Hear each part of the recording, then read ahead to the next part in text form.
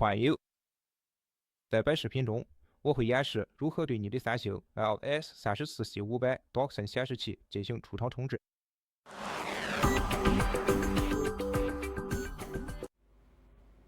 首先，我们需要按下三星标志下方的中间的 Pad 键，然后按上箭头键进入主菜单。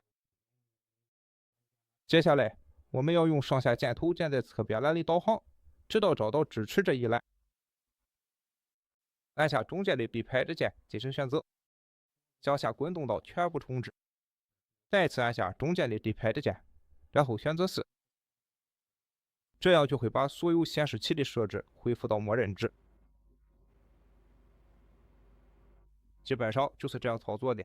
谢了，有用的话点个关注，点赞评论下回见。